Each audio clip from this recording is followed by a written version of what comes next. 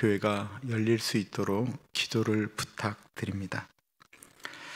하나님께서 오늘 우리에게 주시는 말씀은 마태복음 18장 21절에서부터 35절까지 말씀입니다. 하나님의 말씀을 받들어 봉독할 때에 살아계신 하나님의 음성을 들으시기 바랍니다. 그때 베드로가 나와 이르되 주여, 형제가 내게 죄를 범하면 몇 번이나 용서하여 주리이까? 7번까지 하오리이까? 예수께서 이르시되 내게 이르노니 7번뿐 아니라 7번을 70번까지라도 할지니라.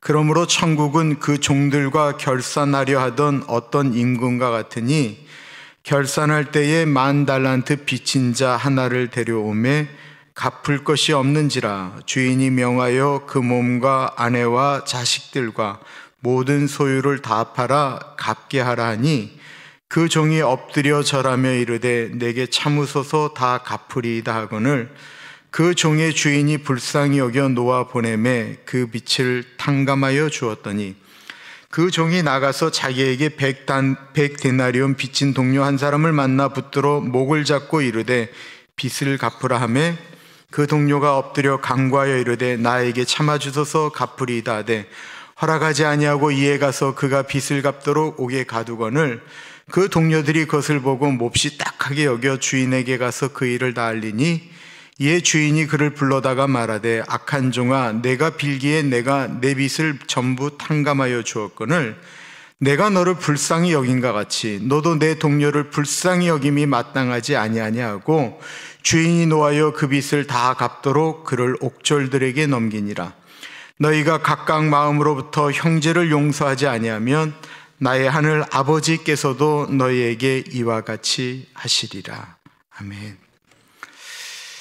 하나님이 우리의 죄를 용서하실 때 참 감격적으로 들어오는 말씀이 많이 있지만 시편 103편 12절은 아주 시각적으로 우리에게 다가오는 말씀입니다. 그것은 동이 서에서 먼 것 같이 우리의 죄가를 멀리 옮기셨다라고 하는 말씀입니다. 이게 이제 동이라고 하는 것은 지구의 끝, 그리고 서는 지구의 이쪽 끝을 얘기하는 거예요. 그럼 지구라는 게 있으면 이거를 절반으로 딱 자르면 이 동쪽 끝에서부터 서쪽 끝의 거리는 13,421마일이에요. 13,421마일. 엄청난 차이가 나는 것이죠. 그런데 이거를 이제 시각적으로 생각해 보세요. 내가 물건을 동쪽에다 뒀는데 서쪽에 있어요. 그러면 13,421마일을 가서 이걸 가져오겠어요? 그거 잊어버리라고 얘기하잖아요. 우리가 저쪽에 있는 것도 그거 이제 잊어버리라고 이야기하는데 그렇게 먼 거리라는 거예요. 하나님께서 우리의 죄가를 기억하지 않으실 때는 그렇게 아예 멀리 옮기고 아예 찾지도 못하게 하신다라고 말씀하고 있습니다. 은혜 받을 때, 기도할 때 꼭 하는 것이 두 가지가 있어요. 하나는 뭐냐면 회개 기도입니다.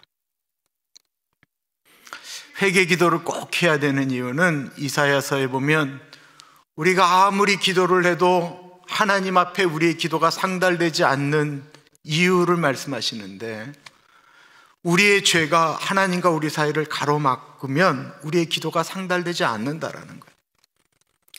그래서 은혜 받을 때는 회개 기도 안 하고 은혜 받는다, 그 말이 안 돼요. 그 회개 기도가 깊이 들어가게 되면 그 다음에 나오는 것이 뭐냐면 주님께서 나를 용서하듯이 내가 다른 사람, 내 안에 있는 거리끼는 다른 사람들의 죄를 용서해 주는 것입니다.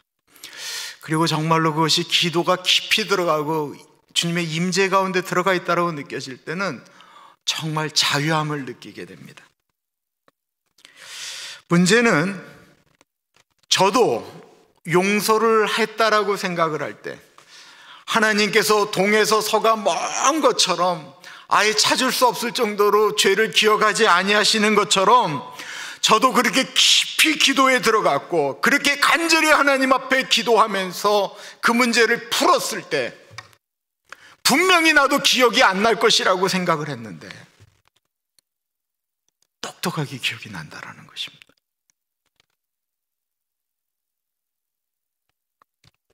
내 머릿속에는 여전히 그 상처가 남아있고 기억도 사라지지 않았습니다.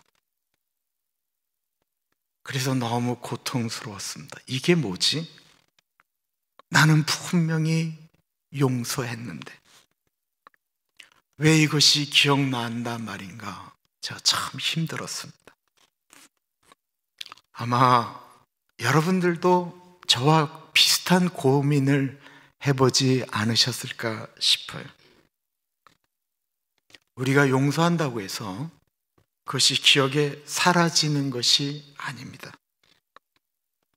그리고 그것이 어느 때 다시 생각난다라고 해서 그것 때문에 어떤 아픔이 다시 한번 올라온다고 해서 우리가 용서를 안 한 것도 또한 아닙니다. 우리가 너무 잘 아는 말씀인데요, 오늘 말씀은 용서에 관련된 것입니다. 마태복음 18장, 오늘 본문뿐만 아니라 마태복음 18장을 우리가 보실 때 꼭 기억하시면서 보셔야 마태복음 18장이 잘 이해가 되는데, 마태복음 18장을 가리켜 공동체에 주는 하나님의 교훈이라고 보통 얘기를 해요. 공동체. 그 시작이 어떻게 되냐면, 이 제자들이 이제 그 베드로가 주는 그리스도시요 살아계신 하나님의 아들이십니다라고 고백한 후부터 예수님께서 이제 십자가를 지시는 말씀을 하잖아요. 그리고 나서 예수님은 이제 예루살렘으로 올라가시는 거예요. 근데 제자들은 그 공동체 가운데 계속해서 고민되었던 게 뭐냐면, 예수님 예루살렘 올라가면 누가 그 다음 자리에 서느냐예요. 누가 두 번째로 쓰고 누가 세 번째로 쓰고 누가 네 번째로 쓰느냐라는 거예요. 그러니까 그 공동체의 그 갈등이 이제 말도 못하는 거예요. 말도 못하는 거예요. 그러니까 예수님께서 18장을 말씀하실 때 천국에서는 누가 크냐, 이 어린아이와 같지 않으면 안 된다. 그리고 하도 크냐의 문제를 갖고 갈등하면서 너는 안 된다 뭐 이렇게 얘기하니까 소자 한 사람 그 실족시키면 연자맷돌을 갖고 물속에 빠져 죽는 게 낫다. 그리고 99마리의 양보다 이른 양 한 마리가 낫다. 뭐 이런 공동체의 가운데 주시는 말씀이다라는 거예요. 예수님을 따라다니면서 같이 먹고 같이 자고 말씀을 들었던 무리들, 즉 오늘날로 이야기하면 교회 공동체, 가정 공동체에 주시는 말씀이다라는 것입니다. 그렇다고 한다면 이 공동체에서 이 용서의 문제를 어떻게 풀어가야 되느냐라고 말씀하고 있는 거예요. 또 왜 용서를 해야 되는가 말씀하고 있는 것입니다. 이유는 예수님 당시에 그 전까지 유대에는 용서에 대한 법이 존재하지를 않았습니다. 그러므로 왜 용서를 해야 되는지에 대해서도 유대인들은 몰랐어요. 여러분들 구약 성경을 쭉 보시면 용서에 대한 이야기가 없습니다. 아세요? 용서라고 하는 개념으로 겨우 좀 느껴지는 게 뭐냐면, 호세아가 자기의 음란한 아내 고멜을 찾아오는 정도의 이야기지, 구약의 법은 어땠냐면 눈 하나 다쳤으면 눈 하나 빼는 거예요. 손 하나 다치겠으면 손 하나 주는 거예요. 다리 하나 다쳤으면 다리 하나 주는 거예요. 살인했으면 죽이는 거예요. 용서가 없어요. 그리고 이것은 사회법으로 오늘날도 동일하게 적용하게 됩니다. 죄를 지었으면 사회적으로는 죄를 처벌을 받아야 됩니다. 살인을 저질렀고 다른 사람들에게 상해를 입혔으면 그것은 무조건 용서하면 안 되는 거예요. 그것은 법대로 처리해야 된다는 것입니다. 그래야 그 범죄한 사람도 살고 나도 살고 그 사회 공동체도 정의 가운데 살 수 있는 거예요. 그래서 어저께 말씀 중 이렇게 이야기하고 있어요. 내 형제가 범죄하였거든. 그런데 헬라 원어는 전어같이 내 형제가 너에게 범죄하였거든요. 그러면 용서하라고 말씀하신 게 아니고 너가 조용히 둘만 만나서 그것에 대해서 이야기해라. 근데도 이 사람의 범죄함이 멈춰지지 않으면 두세 증인을 데려가서 이야기를 해라. 그리고도 그렇지 않으면 공동체가의 이야기에서 공동체에서 그를 세리나 이방인으로 취급해라. 공동체에서 치라고 얘기하는 거예요. 그러니까 죄에 대해서 덮으라고 말씀하신 것이 아니고 그 죄에 대해서는 정확히 짚고 넘어가라는 거예요. 이 교회니까 어느 누가 교회의 공금, 교회 공금은 교인들이 내는 헌금 아니에요. 그 공금을 잘못 사용했어요. 개인적으로 잘못 사용했어요. 그러면 교회이니까 그걸 덮어야 됩니까? 아니요, 절대로 그렇지 않아요. 그거를 덮게 되면 교회가 그때부터 문제가 되는 거예요. 그건 정확히 해야 그것이 그 교회 돈을 잘못 사용한 그분, 그 잃어버린 사람을 다시 회복할 수 있는 방법이다라는 거예요. 덮어주면 누가 회개하겠어요? 그렇게 해야 된다라고 말씀하고 있는 거예요. 문제는 용서가 그럼 뭐냐? 이거는 다른 걸 얘기하는 게 아니고 우리 마음 가운데 일어나는 감정적인 부분을 얘기하는 거예요. 감정적인 부분.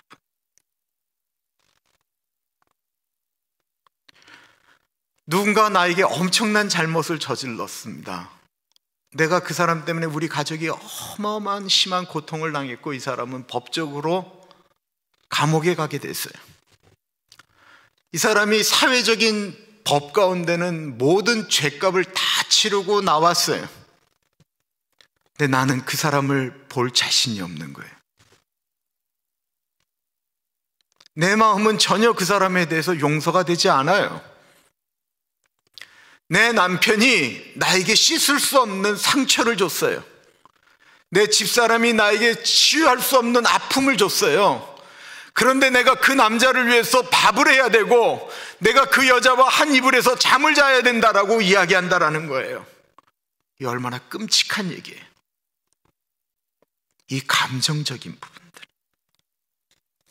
얼굴을 맞대야 되고 얼굴을 볼 때마다 생각나는데 이걸 어떻게 처리해야 되느냐라는 것입니다. 예수님이 지금 공동체에서 일어났던 일들에 대해서 예수님이 말씀하시는 것에 대해서 제자들은 지금 예수님이 뭐 때문에 그 말씀을 하고 있는지 다 알고 있죠. 용서와 화해에 대해서 말씀을 하자 베드로가 궁금해지기 시작했어요. 얼마만큼 용서해야 되느냐라는 거예요. 베드로는 지금 화가 치밀어 올랐어요. 야고보와 요한이 예수님과 친척인 것을 이용해서 엄마 찬스를 쓴 거예요. 엄마를 동원해서 예루살렘에 올라가면 마땅히 자기가 서야 될 자리에 야고보와 요한을 세워달라고 엄마를 통해서 힘을 쓴 거예요. 노는 꼴을 보니까 저것들은 늘 나쁜 놈들이었다라는 거예요. 나쁜 놈인 줄 알았는데 예루살렘이 가까이 오면 가까이 올수록 저것들이 하는 짓이 더 못돼졌다라는 거예요. 그럼에도 불구하고 베드로가 예수님이 가르쳤던 말씀 때문에 용서해야 되는 이유는 알았어요. 왜냐하면 마태복음 6장에 예수님께서 산상수훈을 말씀하시면서 정말 무서운 말씀을 하시기 때문에 그렇습니다. 정말 무서운 말씀, 마태복음 6장입니다.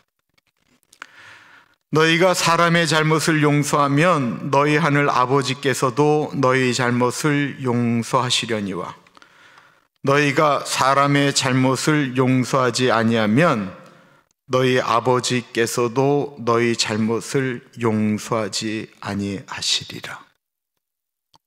이 너무 무서운 얘기잖아요. 이거는 뭐 은유법이다, 이거는 비유다. 아니요, 이 말씀은 그렇게 해석하면 안 돼요. 이 말씀은 정확한 말씀이에요. 왜냐하면 이 말씀은 마태복음에도 있고 누가복음에도 있고 요한복음에도 있기 때문에 이 말씀은 비유라고 얘기를 하면 안 돼요. 이 어저께 있었던 영적인 것처럼 우리가 땅에서 묶으면 하늘에서도 묶어주고 땅에서 풀면 하늘에서도 풀어주는 영적인 원리와 똑같은 거예요. 우리가 용서하면 용서해 주시겠다는 거예요.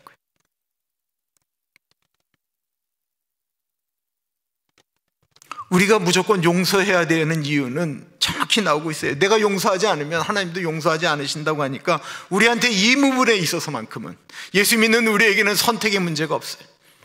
그러면 용서한다라는 게 그의 죄 잘못 저지른 걸 다 덮어주는 게 아니라고는 아까 분명히 말씀드렸어요. 저희 감정적인 부분에 대한 말씀을 지금 드리고 있는 거예요. 이 말씀을 듣고 베드로가 회개했어요. 그래서 하나님, 내가 야고보와 요한을 용서합니다라고 얘기를 했어요. 용서를 했는데 이 야고보의 발소리만 들려도 베드로가 옛날 상처가 올라오는 거예요. 이 야고보와 요한이 예수님을 둘이만 은밀하게 찾아가는데도 베드로의 마음 가운데 분노가 치밀어 오르는 거예요. 그래서 또 기도했어요. 주님, 내가 야고보와 요한을 용서합니다. 그런데 도대체 내가 몇 번을 이래야 되느냐라는 생각이 드는 거예요. 21절입니다. 그때 베드로가 나와 이르되 주여, 형제가 내게 죄를 범하면 몇 번이나 용서하여 주리이까? 7번까지 하오리이까? 왜 7번을 베드로가 말씀하셨을까요? 이런 고민들, 고대에는 용서에 대한 개념이 없었기 때문에 사람들이 살아가면서 이런 고통이 있는 거예요. 부부예요, 부부. 부부인데 남편이 아내한테 씻을 수 없는 상처를 줄 수가 있잖아요. 그죠? 씻을 수 없는 상처는 받았는데 같이 살래니 용서해야 돼요. 근데 한 번 용서했는데 이 남자가 또 잘못을 저지르네요. 그러니까 랍비들을 찾아간 거예요. 내가 같이 살기는 해야 되겠고 얼굴도 봐야 되는데 몇 번까지 도대체 용서해야 됩니까? 성경에는 나와 있지를 않으니까. 그러자 랍비들 중에 아주 지혜로운 분들이 몇 번을 말씀하셨냐면 3번을 말씀하셨다고 그래요. 3번까지는 용서해라. 그리고 나서는 4번째는 그건 사람 취급을 하지 말아라, 이랬다라는 거예요. 근데 베드로가 예수님께 잘 배웠잖아요. 위대한 랍비들이 3번을 얘기했는데 베드로는 그거에 배에 한 번 더 이야기한 겁니다. 그러자 예수님께서 뭐라고 하셨나요? 22절입니다. 예수께서 이르시되 내게 이르노니 7번뿐 아니라 7번을 70번까지라도 할지니라. 7번씩 70번이면 490번입니다. 사실 무한대로 용서하라고 말씀하시는 것이죠. 이것이 가능한 얘기입니까? 그리고 이 가능하지 않은 일을 어떻게 해야 됩니까? 그러면서 예수님이 바로 이어서 하셨던 말씀이 그 유명한 1만 달란트 빚진 자에 대한 이야기죠. 23절부터입니다. 그러므로 천국은 그 종들과 결산하려 하던 어떤 임금과 같으니 결산할 때에 1만 달란트 빚진 자 하나를 데려오매 갚을 것이 없는지라 주인이 명하여 그 몸과 아내와 자식들과 모든 소유를 다 팔아 갚게 하라 하니. 한 임금에게 어떤 종이 큰 빚을 졌는데 이것이 1만 달란트라고 했어요. 정확히 이제 성경을 보실 때 이런 것들을 아시면 좋은데, 그 옛날에는 유대인들이 가장 높이 생각할 수 있는 숫자의 단위가 1만이었어요. 그 이상이 없어요. 10만, 100만 이런 개념으로 잘 가지 않았어요. 그러니까 이게 머릿속에 있을 때 가장 크다라고 할 때 1만이었대라고 그래요. 그럼 1만 달란트라고 얘기를 해요. 이 큰 돈이죠. 달란트라고 하는 건 금 20에서 40파운드를 이야기한다라고 얘기해요. 40에서 80파운드. 이 1달란트는 일반 사람들이 16년 동안 하면 벌 수 있는 돈이 1달란트래요. 그럼 1만 달란트면 얼마예요? 16만 년을 벌면은 가질 수 있는 돈이라고 해요. 그러니까 이 돈의 의미는 뭐예요? 도저히 갚을 수 없다라는 거예요. 뭔 짓을 해도 갚을 수 없는 돈을 이야기하는 거예요. 내 자식들, 내 아내 모든 것들을 다 팔고 우리가 몸을 노예로 팔아도, 아니 그렇게 16만 년 동안을 일을 해도 갚을 수 없는 돈이라는 것을 의미하는 거예요. 근데 임금님이 그거 다 팔아서 갚으라라고 말씀하셨어요. 무슨 말씀이에요? 대가를 요구하신 거예요. 그 사람들의 빚이, 그 사람들의 죄가 1만 달란트라고 말씀을 하신 것입니다. 그것이 그들의 잘못의 무게고 갚아야 될 돈입니다. 대가입니다. 하나님은요, 다윗의 죄를 용서하셨지만 죄의 대가는 요구하셨습니다. 용서하셨지만 대가는 지불해야만 했습니다. 용서는 무조건 덮어주는 것이 아닙니다. 하나님은 우리의 죄를 무조건 용서하지 않으셨어요. 26절과 27절을 보세요. 그 종이 엎드려 절하며 이르되 내게 참으소서 다 갚으리이다 하거늘 그 종의 주인이 불쌍히 여겨 놓아 보내매 그 빚을 탕감하여 주었더니, 이 종이 갚을 수 없는 돈이라고 배째라고 이야기하지 않았어요. 나 갚을 능력 없으니까 마음대로 하십시오 라고 이야기하지 않았어요. 뭐라고 이야기했냐면 좀 참아주십시오. 내가 꼭 갚겠습니다라고 말했어요. 자기가 잘못한 거 아는 거죠. 회개한 거예요. 그러나 이 말은 불가능한 이야기입니다. 우리가 은혜 받으면 우리가 하나님께 고백하잖아요. 주님, 이제는 주님 뜻대로 살겠습니다. 이제는 진짜 사랑하며 살겠습니다. 이제는 베풀며 살겠습니다. 뭐 많은 이야기들을 우리가 하나님께 드리잖아요. 맞는 말씀이고 그렇게 말씀할 때는 분명히 우리의 감정은 진짜예요. 누가 하나님께 그런 걸로 거짓말을 하겠어요? 하나님과 뭐 아무도 안 보는 개인적인 얘기인데. 그러나 우리가 이루기는 어려운 이야기죠. 이 종도 그 임금님에게 이야기할 때는 자기 마음속에 있는 간절함이었어요. 그런데 하나님은, 그 임금은 이게 도저히 갚을 수 없는 돈이라는 것을 알고 계셨어요. 그런데 그의 간절함을 불쌍히 여기셨어요. 불쌍히 여기시는 거예요. 우리가 회개 기도하고 하나님께 나아와도 우리가 죄인 된 모습으로 또 죄 짓는 거 주님이 알고 계시지만 불쌍히 여기시는 거예요. 요한일서 1장 8절과 9절 봅니다.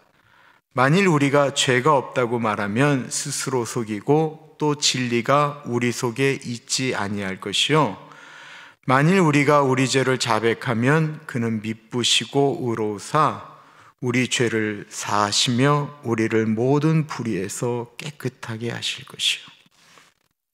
아까 언급한 것처럼 주님은 우리의 죄를 용서하시지만 그 죄의 대가는 분명히 요구하셨어요. 그 죄의 대가는 바로 무엇이었냐면 예수 그리스도께서 십자가에서 그렇게 비참하게 죽으시는 것이었어요. 얼굴이 형체를 알아볼 수 없을 정도로 두들겨 맞고 채찍으로 몸을 때렸는데 그 채찍이 우리가 생각하는 곤장이나 이런 것과 다른 갈쿠리 같은 것이 달려있다가 몸을 휘감아서 당길 때는 살점이 떨어져 나가는, 잘못 맞을 때는 내장이 튀어나오는 그런 채찍질 맞고, 손과 발에 못질 당하고 옆구리에 창 당하고 졸음 당하면서 죄 없는 하나님의 아들 예수님이 우리의 죄의 대가를 지불하면서 우리의 죄가 용서받은 거예요.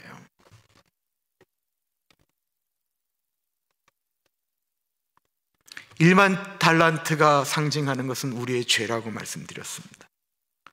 우리의 죄는 어떠한 것으로도, 우리의 선한 행동, 우리가 아무리 착하게 365일을 산다고 할지라도 그렇게 해서도 갚을 수 없는 무게의 고통이다라는 것입니다. 그 용서받을 수 없는 죄를 예수 그리스도께서 십자가에 죽는 대가를 지불하자 하나님이 이제 무죄라고 하면서 우리에게 용서를 주셨어요. 지금 이 사람은 그런 용서를 받은 사람이에요. 이 용서를 받고 바깥으로 나가게 됐습니다. 온몸이 다 가벼워졌어요. 그 가벼워져서 바깥으로 나갔다가 한 사람을 만나게 됩니다. 28절부터예요. 그 종이 나가서 자기에게 100데나리온 빚진 동료 한 사람을 만나 붙들어 목을 잡고 이르되 빚을 갚으라 하매 그 동료가 엎드려 간구하여 이르되 나에게 참아 주소서 갚으리이다 하되 허락하지 아니하고 이에 가서 그가 빚을 갚도록 옥에 가두거늘. 한 데나리온은 일하시는 분들이 하루 벌면 받는 품삯이라고 얘기를 해요. 그래서 일반적으로 노동자의 하루 품값이라고 하니까 100데나리온이면 100일치죠. 적은 돈은 아니에요. 본인이 용서받은 거는 이제 어느 순간에 잊어버리는 거예요. 우리 참 금방 잊어버려요. 그죠? 이 은혜 절대로 잊지 않겠습니다 라고 하고 돌아설 때 잊어버릴 때가 종종 많아요. 그 은혜 잊어버리고 자기가 손해본 것이 생각난 것입니다. 그러자 이 사람도 배째라고 얘기하지 않았어요. 나 돈 없다라고 이야기하지 않고 금방 그 전에 1만 달란트 빚진 사람이 이야기했던 것과 똑같은 얘기를 해요. 좀 참아주소서. 내가 꼭 갚겠나이다. 참아달라고 부탁했습니다. 내 이 빚 탕감해달라고도 이야기하지 않았습니다. 그런데 허락하지 않고 옥에 가두었다라고 이야기합니다. 이때의 배경을 좀 설명을 할게요. 당시에 이 돈을 갚지 않으면 고발을 하면 그때는 어떻게 했냐면 사람을 이렇게 옥에 그냥 가두는 게 아니래요. 이렇게 묶어놨대요. 좀 느슨하게. 그리고는 그 가족들이 면회를 오게 할 때 간수가 매질을 하는 거예요. 그러면 그걸 본 가족들이 어떻게 해서든지 그 돈을 마련하려고, 어쩔 때는 심하게 때려서 정신을 못 차릴 정도로 만들면 가족들이, 우리가 형제들이 어떻게든지 돈 마련해 올 테니까 제발 좀 때리지 말아달라고, 그래서 돈을 모아다가 그 채권자한테 주면 그 채권자가 돈을 간수에게 주는 거예요. 수고했다고. 그래서 옥에 가두었다라는 의미는 그냥 단순히 옥에 갚는 게 아니고 돈 갚을 때까지 그런 고통을 주는 것을 여기서 얘기하는 거예요. 그는 자기가 그러는 것이 저 사람이 나한테 잘못을 저질렀기 때문에 정당하다라고 생각을 했습니다. 그런데 이것이 임금님께 보고가 올라가게 됩니다. 31절부터예요. 그 동료들이 그것을 보고 몹시 딱하게 여겨 주인에게 가서 그 일을 다 알리니, 이에 주인이 그를 불러다가 말하되, 악한 종아, 내가 빌기에 내가 내 빚을 전부 탕감하여 주었거늘 내가 너를 불쌍히 여김과 같이 너도 내 동료를 불쌍히 여김이 마땅하지 아니하냐 하고 주인이 노하여 그 빚을 다 갚도록 그를 옥졸들에게 넘기니라. 용서하지 않은 사람은 결국 다시 감옥에 들어가게 되었습니다.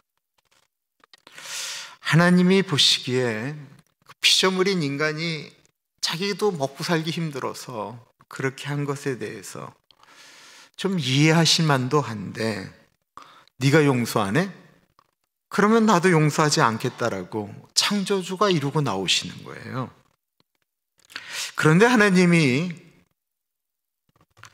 이 사람에 대해서 뭐라고 얘기냐면, 너 그 사람이 너한테 잘못한 걸 그걸 잘못이라고 여기니까 그따위 행동을 하냐? 라고 말씀하지는 않으셨어요. 잘못한 건 잘못한 걸로 생각하셨어요. 하나님은 뭐라고 말씀하셨냐면, 내가 너를 불쌍히 여긴 같이 너도 그 사람 불쌍히 여기면 안 되겠냐? 라고 말씀하셨어요. 내가 너에게 가졌던 그 마음을 너도 좀 그런 마음을 좀 가지면 안 되겠냐? 이게 하나님의 말씀이셨어요. 그런데 여기서 중요한 것은 용서하지 않음으로 이가 다시 감옥에 들어갔다는 거예요. 이것은 분명히 천국에서의 이야기라고 이야기하고 있어요. 그렇다고 한다면 이때 지금 이 예화로 말씀하실 때는 분명히 이거는 감옥이에요. 실제 우리가 생각하는 감옥. 그러나 우리가 우리에게 적용할 때 이 감옥은 일반 감옥이 아닌 마음의 감옥을 얘기하는 거예요. 마음의 감옥. 앞에 언급한 바와 같이 우리가 아주 깊은 상처나 어려움과 배신이나 뭘 이렇게 당했다고 하면 이거는 사라지지 않는 우리 뇌 속에 아주 깊숙한 곳에 장기적으로 저장되는 저장소에 이게 들어간다고 합니다. 그리고 어쩔 때는 그것이 완전히 깊이 없어진 것 같다가 어느 순간에는 이렇게 휘저으면 다시 올라오게 된대요. 제가 50년을 넘게 사신 교우와 식사를 같이 하게 됐어요. 몸도 두 분이 좀 안 좋아지셔서 같이 밥 먹으면서 이제 위로도 하고 이제 이런 시간이었어요. 50년을 넘게 살았어요. 50년. 그러니까 굉장히 오래 사신 거죠. 근데 제가 이 목사가 지혜로워야 되는데 지혜롭지가 못했어요. 젊을 때 어떻게 만나셨어요? 뭐 이럴 때까지는 좋았는데 젊을 때 일 때문에 떨어져 있었다는 거예요. 그래서 힘든데 그러면 그걸 어떻게 보내셨어요? 이 질문을 던져서는 안 될 질문을 던졌어요. 권사님이 갑자기 그러는 거예요. 이 인간이 나하고 떨어져 있을 때 잘못을 저질렀다라는 거예요. 50년 전 얘기를 80이 넘은 그 온유한 권사님이 말씀하시는데 갑자기 눈에 살기가 일어나는 거예요. 분명히 살기였어요. 그 일이 마음속에서 사라지지 않은 것입니다. 어쩌면 아들 같은 목사에게 그 말씀을 끄집어내셨던 것이 50년 사는 동안 한 번도 아니셨을 수도 있고 30년 만에 혹은 10년 만에 끄집어내신 것일 수도 있습니다. 그런데요, 제가 권사님이 그 살기 띈 얼굴로 그 말씀했다고 해서 제가 권사님이 그분 용서하지 않았다고 생각하지는 않았습니다.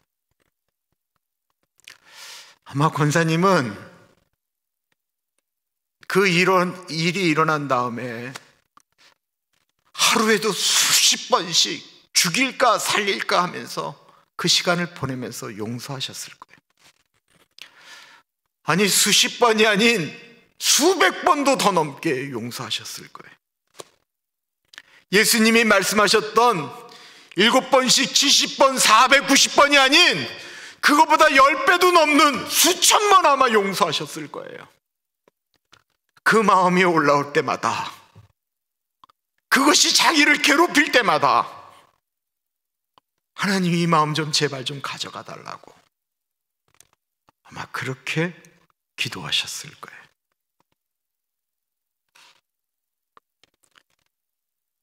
이미 용서하셨는데 그날 밤 어린 목사에게 그 말한 다음에 또 하나님께 회개했는지 모르겠어요. 이미 용서하셨어요. 그러나 마음 한켠에 이 찢기가 올라오는 거예요. 제 경험을 생각해 보면 감정적으로 어느 순간에 이렇게 용서했다고 해서 그게 용서가 사라지는 것은 아닌 것 같아요. 그러나 어느 순간에 그게 감정적인 것이 아닌 내 내면 안에 있는 깊은 은혜 가운데 하면 그게 희미해지긴 하더라고요. 희미해지는 것.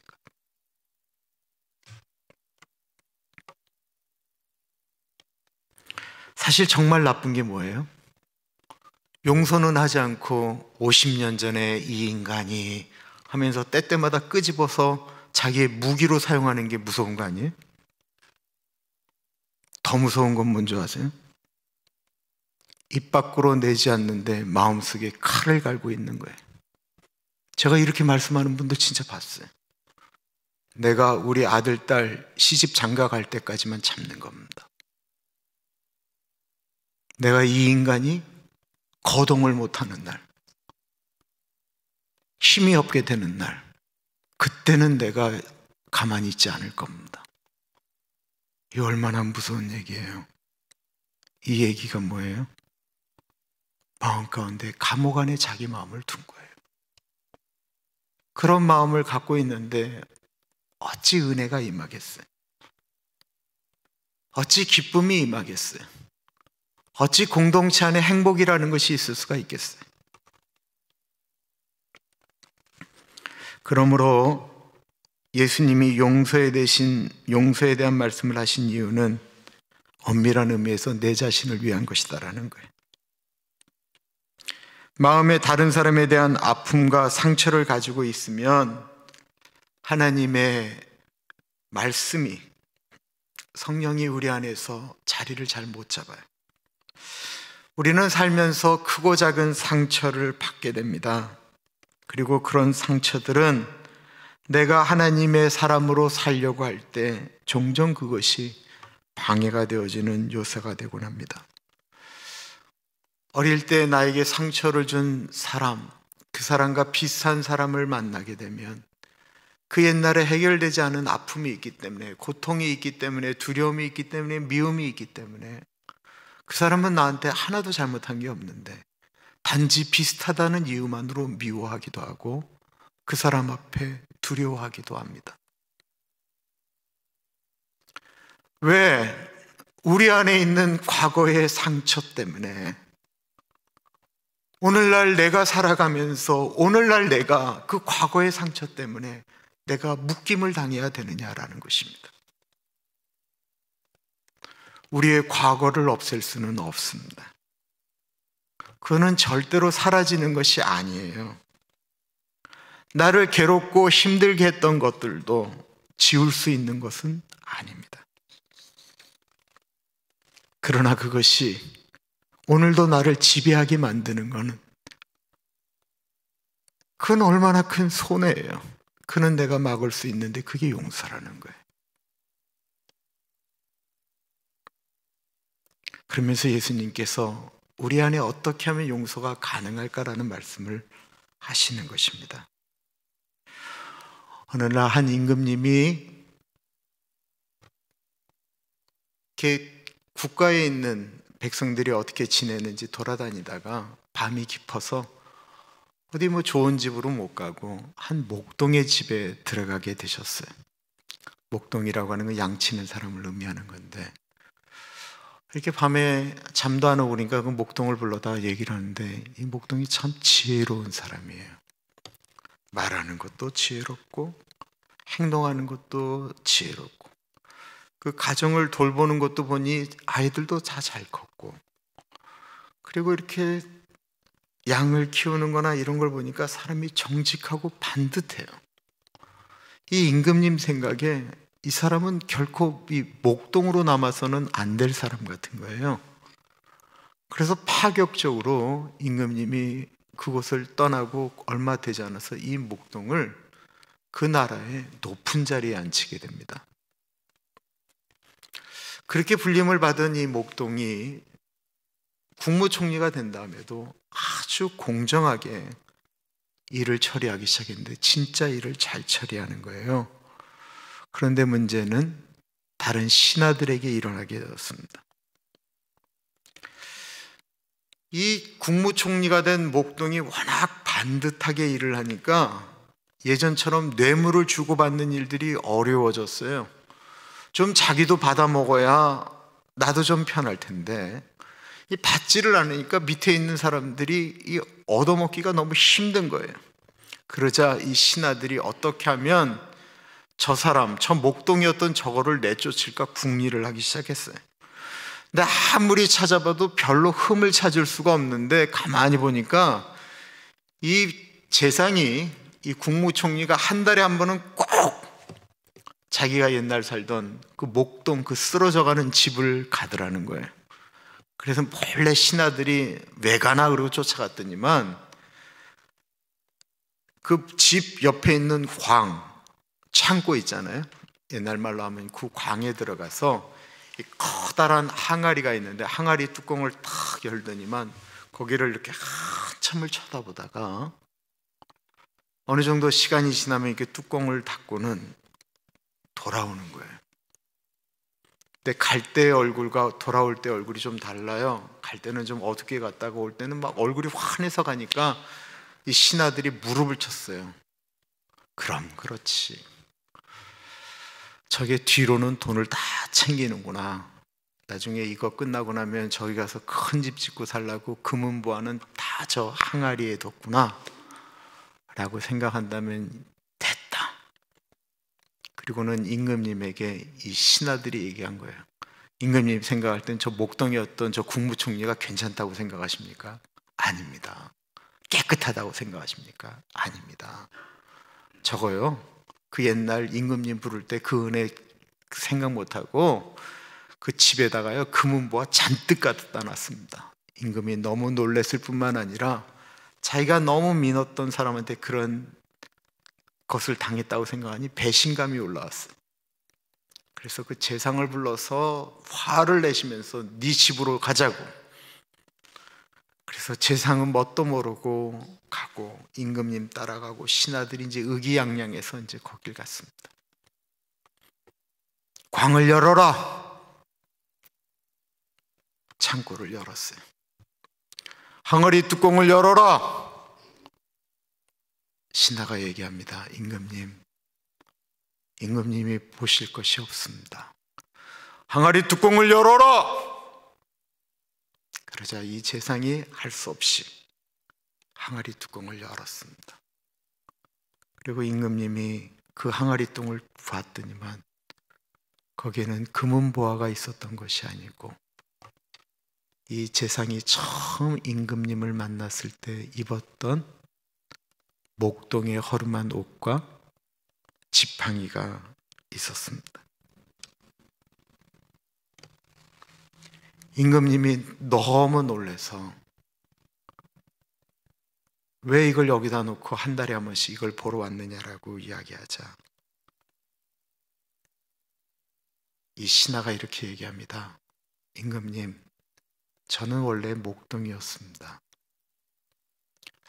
저는 도저히 임금님의 신하가 될 수 없는 존재였는데 도저히 상상할 수 없는 은혜를 임금님에게 입었습니다.